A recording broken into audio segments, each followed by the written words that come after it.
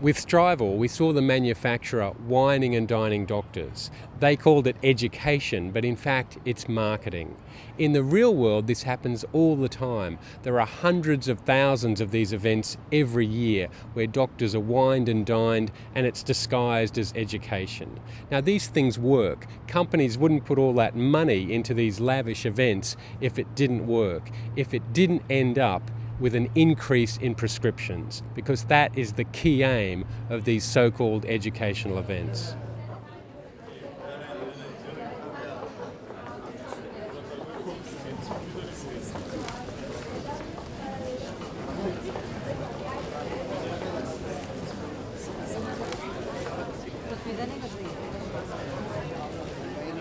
Hello and welcome to this morning's plenary session.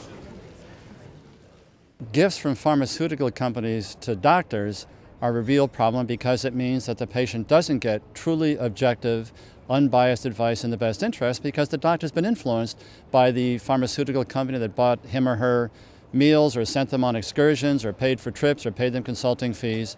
Patients really deserve to have independent, objective advice that's just based on the patient's needs and not on any other conflicts of interest that the doctor has. Gifts include cars, refrigerators, air conditioning system and houses and clinics, and even domestic animals in case of developing countries like Pakistan are being gifted, like buffaloes, and even school fees of kids are being offered by the companies.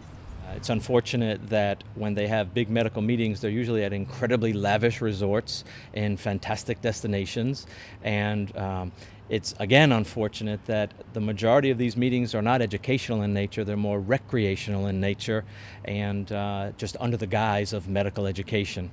One really outrageous thing that's happening now, in one state in the United States, it has been banned by law for pharmaceutical companies to spend more than $50 a year to take a doctor out to dinner. So what are the pharmaceutical companies doing now?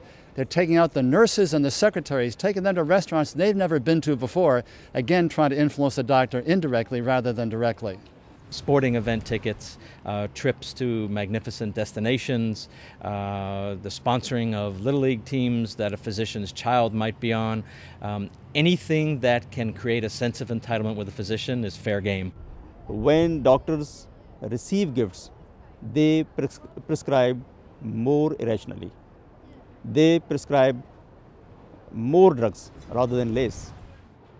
CI is calling for a global ban on gifts to doctors. For us, the evidence is clear. This presents no medical value, no benefit to consumers, and equals bribery. We should not stand for this, and there needs to be concerted global action to put a stop to this very unethical marketing practice.